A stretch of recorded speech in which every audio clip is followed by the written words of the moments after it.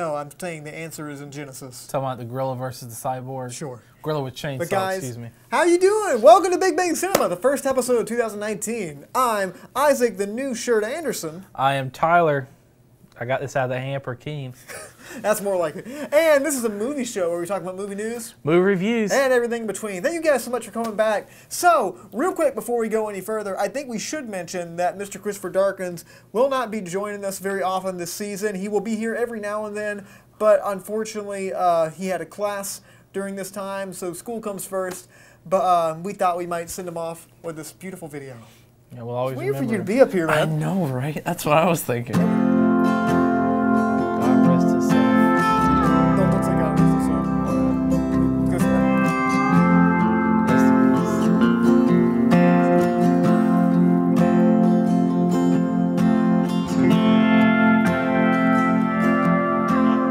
I have a question about this. All right, Well, stop. if he's a bear, why was he taken to jail?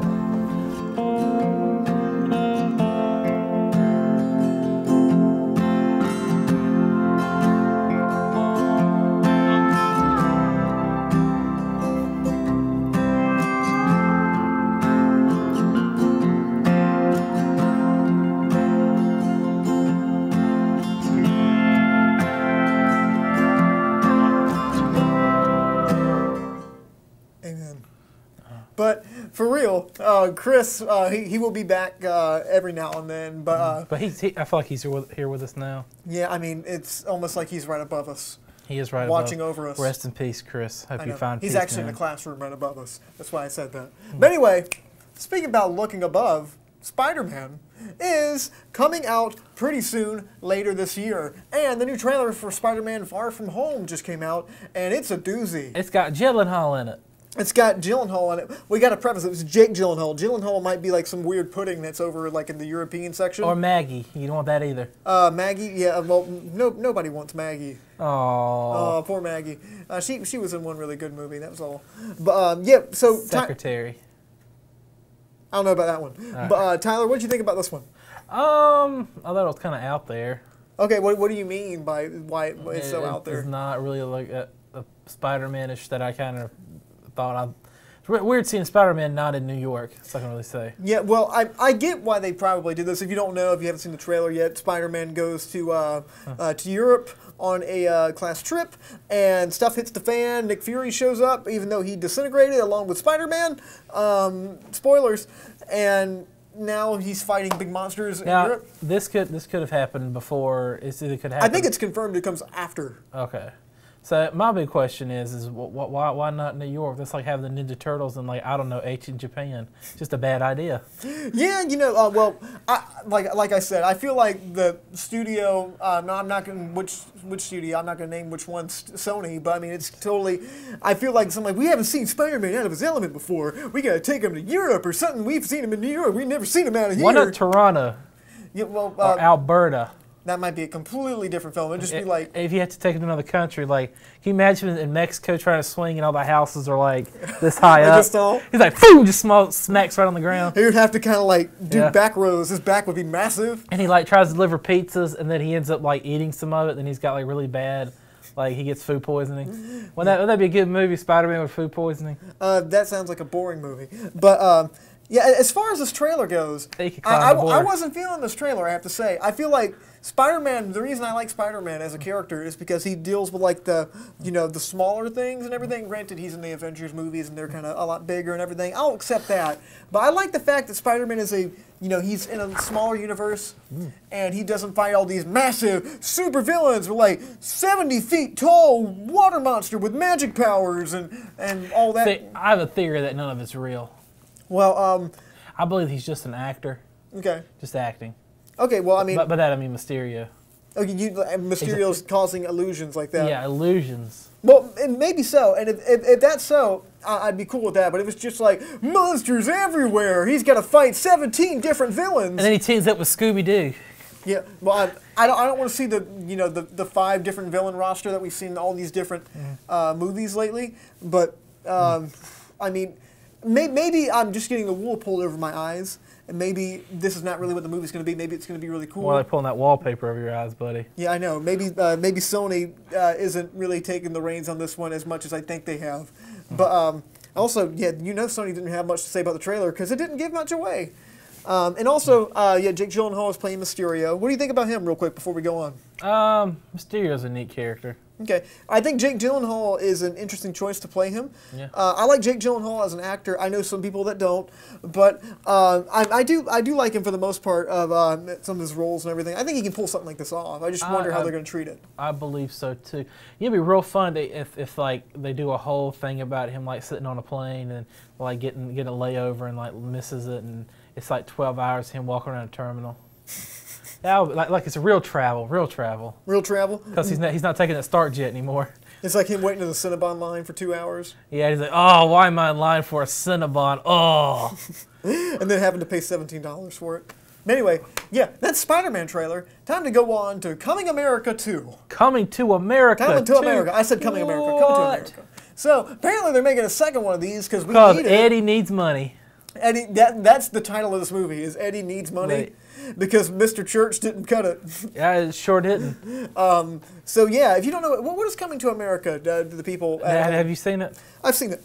Well, the difference between a McDonald's and McDowell's is that McDowell's has a salad bar.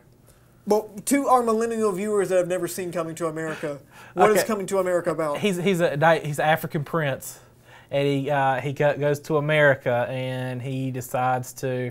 And a lot of it's just a big culture clash because he's used to like high up, just like royal living, and he goes to America, and he thinks it's going to be great there, and it's just he ends up like Brooklyn or the Bronx, and he just ends up in like he just experiences the average American life, and it's. He learns to live with it, and it's just the whole movie is about culture clash. Yeah, it's goes to Queens to find a wife. Yeah, I didn't want to get too much away. They're still going to see the movie before they watch this. Yeah, exactly. It's fish out of water humor. I mean, that's basically what it is. But apparently they've dug this up, and I think it's also one of the earliest moments that Samuel L. Jackson said MF in it too. Really? Yes. I did not know that. He robs the McDowells. He does rob the McDonald's, doesn't he? Yeah, he says MF in it. Dang. Well, there's a guy, I believe his name is Craig Brewer. I had to write it down because I didn't remember him. He's going to be directing this film. Yeah, that's him. Yeah, he looks like an African prince, doesn't he? It really gets me, too. If the movie coming out would have been a really meme-tastic film. Like, we spent a lot of memes after this, but it's an older film. You don't see it. You see very few of them. I mean, one of my most memorable parts of the original was the barbershop. Mm. And then after you read the credits, like, oh my gosh, everybody in there was Eddie Murphy. It was like the first time he really did the whole Nutty Professor thing. Do you think Eddie Murphy is comparable to do something like this again? Is it like? Oh, definitely. Eddie Murphy will play Harvey Weinstein if he was getting a paycheck. I'm saying, like, do you think that this will be as good as the first one? Of course not. Well, I mean, of course not. Of course not. Let me rephrase that. Obviously, it's not going to be as good as the first one. I think we pretty much already know that. It's going to have to do some crazy things. But do you think Eddie Murphy has the the comparable kind of acting ability now that he will actually pull something like this off, at least in his performance? Not at all. Really? Why not? Because this is going to end up being just like his other trash heap films he's done. I hope not, because I think it's actually an interesting opportunity to come and do this again, because you can do it more in like the culture we live in today, which is a lot different from the 80s. I mean, I'm still waiting for the next Axel Foley Beverly Hills Cop movie to come out. I don't think that'll ever happen. They were talking about it because Eddie needs money. Eddie needs money. I got a feeling. It really bad. Really, when the first one came out, he was like, I think he did. Raw had just come out. I think it was before after Raw come out. So he was like the height of his game. This movie come out, everybody's like, oh, let's go see the Eddie Murphy movie, and he had just done Beverly Hills Cops. I mean, he was high up there. I mean, he was the star of the day. So I mean, I feel like his star power back then is really what. It was a funny film, but his star power really got people there to go watch it. I think it's like if Chris Pratt's in a movie now, you're going to go see that movie. You walk somebody, ask your average 18-year-old who Eddie Murphy is, and you're probably not going to get like one out of 5 people tell you who he is. That is true. But overall, I think it's an interesting opportunity to kind of see where you can take this now, but you're going to get a bunch of recycled jokes. Exactly. And you're going to get Eddie Murphy doing all his famous catchphrases. But Speaking about recycling old things, Ghostbusters is getting a third movie finally.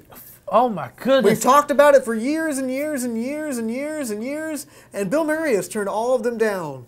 But look, the money's right. So, Jason Reitman, Ivan Reitman's son, is going to be directing a film. What? I'll tell you right now, I'm actually excited for this because it's going to erase the last Ghostbusters film. Yeah, I believe they had a teaser trailer come out the other day, too. I think we're playing it right behind us now. It doesn't really give a whole lot away. It looks like that part from, was it Million Ways to Die in the West? Which part is that? I didn't see that movie. Oh, well, there's this part where he goes out the building and it's Doc Brown working on the time machine in the building. Remember Doc Brown? That's the joke. Yeah, I saw that part. Yeah. But, yeah, all this does is show, Ecto-1. And I feel like this is basically like the imagine this teaser is Listerine and the Ghostbusters female version was just like a stinky burrito that you just ate. Now, I got a question. Who's going to play? Okay, let's pull it back here. It's a well-known fact that Harold Ramis was one of the Ghostbusters. And it's a well-known fact now that Harold Ramis is no longer with us. By that, I mean he's actually not with anybody. He's dead right now.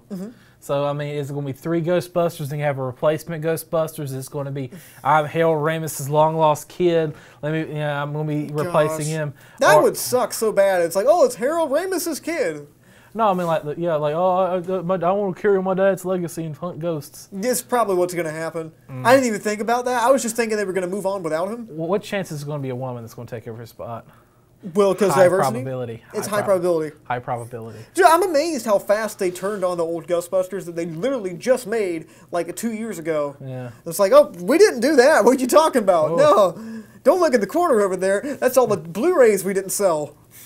But I mean, considering that they got Jason Reitman, who is he directed Juno. He's directed a few other things. He also directed Tully that came out this last year.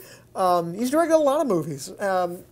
I'm kind of excited about this, I have to say, because Ghostbusters, just a pure reboot of a different cast is not going to work. Wasn't Harold Ramis one of the writers for it? Yes, he was. Harold Ramis and Dan Aykroyd wrote it. Yeah.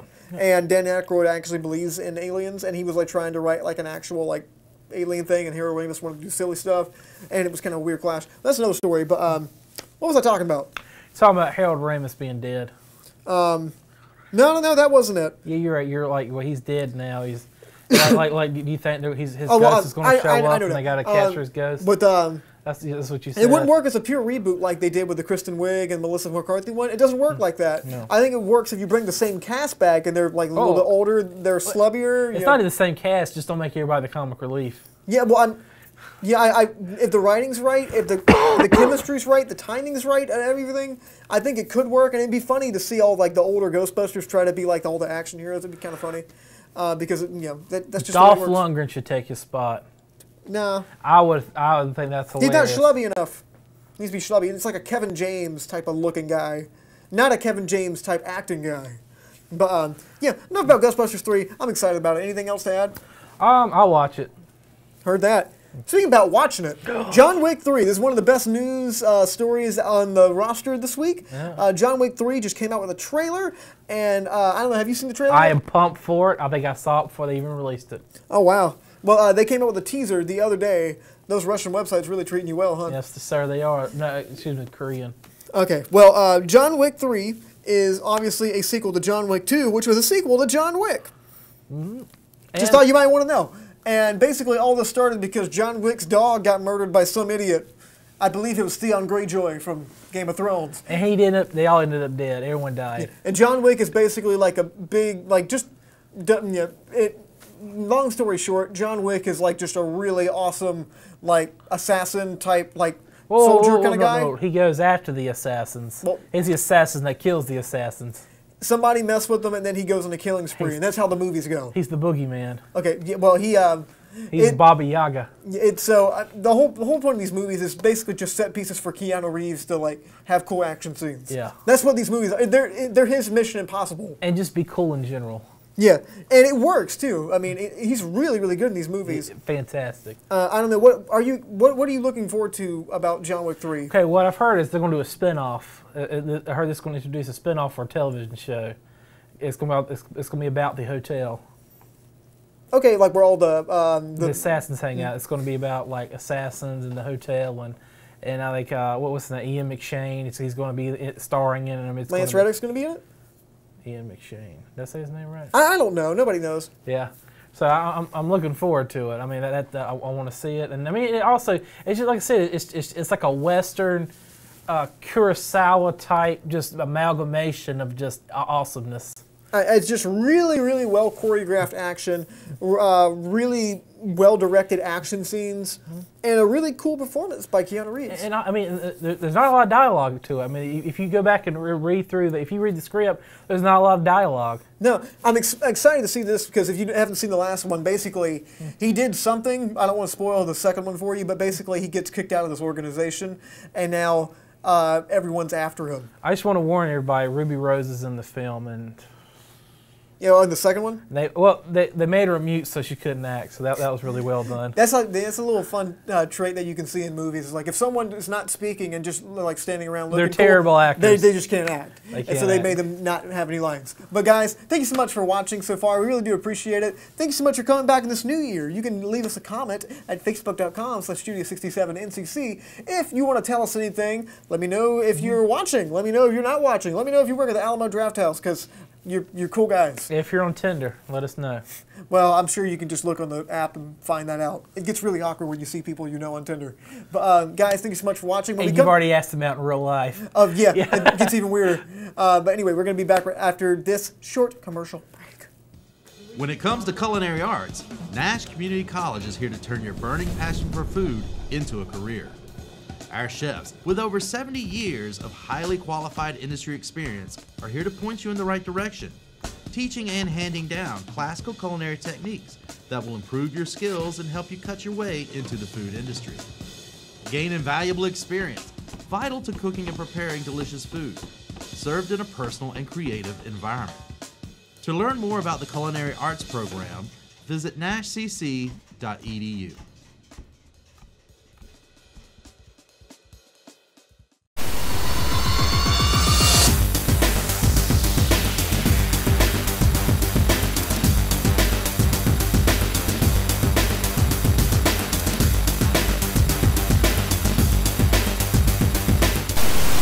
What does fluoride do?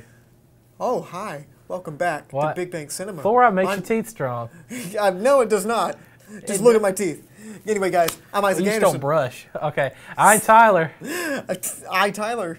Tyler. Guys, have you ever had your parents go up to you and say, "We're not mad, we're disappointed"? And then a big old smack comes right across your face? Yeah, I've had that before. Well, that's how we felt when we saw a lot of movies this year, which is going to be something that we talk about right now, which is going to be the most disappointing movies of 2018. Oh, I was madly disappointed this year. Now, Tyler, I believe you were the one that said you can't really be disappointed if you have no expectations. Okay, because the movies that were bad this year, I knew they were going to be bad. Well, last year, because I wasn't there with no expectations, and so I was not disappointed because I knew they were going to be bad. Now, there's about 3 to 4 films I came in expecting like at least a passable film, and was extremely disappointed based on some of their previous work of the crew, the directors, the writers, or even the franchise. Okay, yeah, I was kind of the same way. We're going to talk about 3 each, and I guess we shouldn't be wasting any time. So, first one, Tyler, why don't you go out first? What was one of the most disappointing movies this year? To me, it was Jurassic World 2, or what was it called, Jurassic Kingdom? Jurassic World. Jurassic World. Oh. 2. Jurassic World 2. Jurassic Wild Kingdom. I don't remember. Fallen Kingdom. Fallen Kingdom. That's what it was called. That's the only poster. That's how disappointed I was. This is just a random poster. It just says Jurassic World. See, for me, Jurassic Park was going down, and then released Jurassic World, which is not a great film, but it's a good film, and you feel like Jurassic World's the franchise is on the up. You're like, oh, they're getting better. Maybe the next one will be even better. And then the sequel come out to be the worst in the entire franchise. It went from being like probably the third or second best to being the sequel being the absolute worst, and I mean terrible. So I come to the expectation expecting the same quality that I had, or even greater quality from the previous. Boy, was I disappointed. Yeah, I can't say I saw the trailer and I was already like, I don't care. So I mean, I didn't really go into it with like huge expectations, but I think you had a lot more, kind of what you wanted from it. Oh yeah, man, I read the books. I was spending like book quality again. Oh dang. Well, Well, one of mine, I actually talked about this last week on A Quick Flicks. This one I was very disappointed about. It was called The Mule. It was a Clint Eastwood film that not a whole lot of people have seen, actually. And basically, if you don't know, I don't want to spoil the movie for you, but The Mule is basically Clint Eastwood plays a 90-year-old man, I believe, named Earl Stone, that loses his flower shop, and he winds up running drugs for the cartel in his truck, being the mule, basically taking it from place to place. And he starts making money doing that, and Bradley Cooper's trying to track him down. He's a police officer. Seems like it'd be a really interesting kind of a character study about this guy, and there would also be some cool conflict. The trailer looked like it had some great conflict in it. I believe Andy Garcia played like the big drug kingpin. That was awesome. Michael Pena's in it too. Yeah, the movie's not that. It's really like, it's not a bad movie.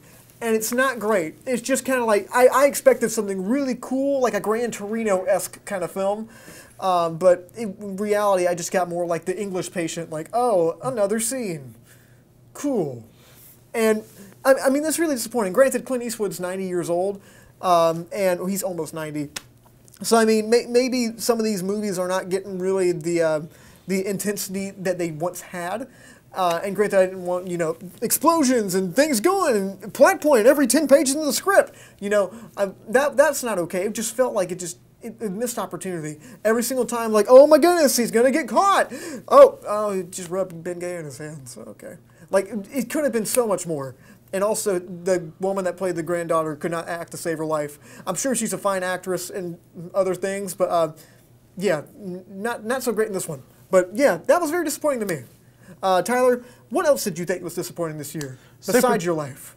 Oh, that was true. That was really disappointing. I disappointed everybody. Well, Super Troopers 2. I'm a big fan of Super Troopers 1. It's probably one of the big cult comedy classics, and I would say of the Broken Lizard Company, it's probably their biggest hit film. It was absolutely their biggest film. And the original was kooky, crazy highway patrol comedy, and then you're expecting it for this one, and it comes out and they're in Canada, and it's lame rehashed jokes. It's everything you've seen from the first one. And even the acting wasn't so great. I mean, it was just like rather than spending all these years getting ready for it, it feels like they got the Kickstarter, and just as soon as they got the money, they just started throwing stuff together. That's exactly probably what they did. It was not funny. It just wasn't. It wasn't funny at all. Yeah, that was one of those movies I fell asleep in. So, it was boring. I didn't want to talk about it anymore. That's how disappointed I was. Dang. Yeah, it definitely didn't live up to much at all. But one that I'm just going to go ahead and take mine. One that I was actually like kind of disappointed about too. I didn't have like extreme expectations about this, but I definitely was looking forward to it a lot, and I left kind of feeling not so razzed. Was Incredibles 2. The Incredibles 2, like I said, this is not like a bad movie. But like, man, like it just kind of like, it's so forgettable. Yeah, I already forgot it came out last year. No, yeah, I know. It seems kind of like this was like, oh, that happened? Especially the big impact the first one had. Yeah, like when we were thinking about what movies to talk about, I'm like, oh yeah, Incredibles 2 did happen. Yeah, that's right. I totally forgot all about it. But doing a little bit more research and reading about the movie that I saw back in June. Yeah, I don't know. The first one was such a tight story. It was such, like it's almost like a perfect film. You know what I mean? It's probably the best Pixar film right next to Toy Story, and it's like it was just a really awesome film. It's anybody can watch it and they can get something out of it, and this one just wasn't that. It was just like I forgot all about it. I'm not lying. They tried to do some stuff different, and granted, it took them like 15 years to make this one, and. They said they wanted to make sure the story is right. Obviously, they didn't get there. But I remember seeing it, but I don't remember actually watching it. That's the weird part. I know. I remember watching Coco, the other Pixar films. No, we reviewed this one. I don't remember sitting. I remember what happens in the movie. I just don't remember sitting down and watching it. I'm kind of the same way. And see, that's the worst thing I can say about a movie is when something's super bad, it's a lot of fun to watch. When something's really great, it's a lot of fun to watch. When something is like kind of in between. That's the worst kind of movie, okay? So even though this isn't a bad movie, this isn't a great movie, it's probably the worst kind of movie because it's not one you ever want to watch again. And granted, they try to do some things like now they're in the 60s, they're doing this kind of thing, and they try to put the characters in a different place. The new characters I just couldn't care less about. I'm like, who cares about this person? Well, like, such like a bland story, you know what I mean? Like, I don't even remember half the movie. So, Tyler? You're right. I remember the main plot points, how it ends. I just don't really remember the middle part. Yeah, exactly. But Tyler, lastly, what did you think was the most disappointing movie of 2018? The Predator. Okay. So are you talking like Weinstein here or like the movie? Oh, the actual movie, Oh, okay. not the movie that's coming out. Okay. The Predator, which I mean, you had Shane Black directing this film, and Shane Black helped write when the original Predator. He was actually in the original Predator. He was one of the actors in it. And you know, if you know Shane Black's work, I mean, you're expecting like Shane Black quality, and then this comes out. So I mean, you come in there with high hopes. You're like, this is going to bring back the franchise. It's going to be Predator all over again, and it's like you're expecting like Arnold Schwarzenegger-ish original film. You know, you're just like your expectations are high up again, and this comes out, and it's like a comedy film. Is it a black comedy? And then it was just, it's a mess is what it is. It was not good. It was really bad. It was like he tried to throw in some the comedy, the kiss bang bang comedy in there with a Predator film, and a lot of it was like a lot of adult humor that really didn't land well. Yeah, it was like frat boy humor. It was frat boy humor, and I'm just like, and a lot of miscasting in there, and I'm just. Yeah, and also like half the movie was like put in a blender. And then it was just like the plot point was confusing. Apparently, like let's say autism is the next step in evolution, and yeah, what? And apparently the whole plot. I'm not lying. I'm not making this up. Predators were there to steal autistic children. Yeah, that actually did happen in this movie, didn't it? Yeah, they come there to get autistic DNA. Okay. Well, yeah, that one definitely, like, now that I think about it, really was extremely disappointing. That went down where it sucked. But lastly, for me, I won't spend too long on it. This is one of the most disappointing for me was Bohemian Rhapsody. Bohemian Rhapsody, a lot of people hailed that as something really awesome, really great. People like, oh, Bohemian Rhapsody is awesome. And I didn't think so. I thought it was really shallow and kind of really big missed opportunity. And just really just kind of generic by-the-numbers storytelling. And there's nothing unique about it, like besides the fact that Freddie Mercury is him. It just didn't hit me at all. It's like, it just felt so, like, basic. It's like someone read a screenwriting book, and it's like they put all the story elements in there, and they made generic 70s band story, and that's the movie. Like, it just felt so kind of lifeless. It kind of felt like it came from a perspective of somebody who was lying. Yes, that's what it and felt that's like. because it did. But guys, thank you so much for watching this. If you guys want to see any of those reviews right there, you can go to facebook.com/Studio67NCC and hear what we said about most of those movies up there. So, guys, thank you so much for watching. Next week on Quick Flicks, we are going to be watching Glass, the M. Night Shyamalan-a-thon thing, I think. Hopefully it's good. And also, if you tune in Friday, which is tomorrow, you can watch our review of Aquaman, finally. But guys, thank you so much for watching. I'm Isaac Anderson. I'm Tyler. Stay lovely, guys. Agua muchacho. Sure.